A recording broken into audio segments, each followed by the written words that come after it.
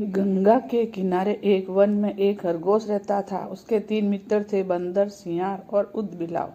चारों ही मित्र दानवीर बनना चाहते थे। एक दिन बातचीत के क्रम में उन्होंने उपोषद के दिन परम दान का निर्णय कर लिया, क्योंकि उस दिन के दान का संपूर्ण फल प्राप्त होता है। ऐसी बौद्धों की अवधारणा रही है।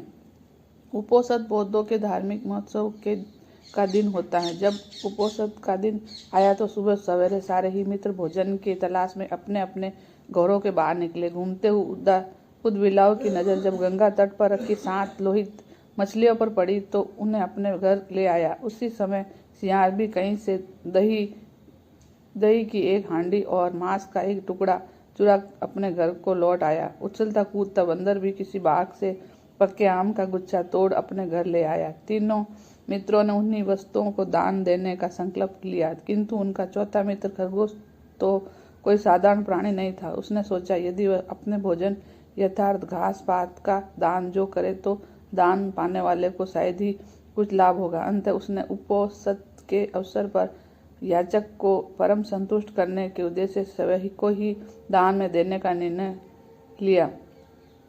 उसके स्वयं के त्याग की निर्णय संपूर्ण ब्रह्मांड का लोययान करने लगा और शवक कहान को भी तृप्त करने लगा। वैदिक परंपरा में शकर को शक्र इंद्र कहते हैं। शक्र जब इस अति अलौकिक घटना का कारण जाना तो सन्यासी के रूप में वह उन चारों मित्रों की दान प्राणता की परीक्षा लेने स्वयं ही उनके घरों पर पहुंचे। ऊदबिलाव, सियार और बंदर ने शक को अपने अपने घरों से कर्म से मछलियां, मांस और दही व पक्के आम गुच्छे दान में देना चाहा, किंतु सब के उनके द्वारा दी गई दान की वस्तुओं को ग्रहण नहीं किया। फिर वह खरगोश के पास पहुंचे तो दान की याचना की। खरगोश ने दान के उपयुक्त अवसर को जान याचक को अपने संपूर्ण शरीर के मांस और अंगीठी में सेक कर देने का प्रस्ताव रखा। जब अंगीठी जलाई गई तो उसने 3 बार अपने रोमों को झटका ताकि उसे रोमों में बसे छोटे जीव आग में न जल जाए। फिर वह बड़ी शीलता के साथ जलती आग में कूद पड़ा। शक उसकी दानवीरता पर सतम हो उठे।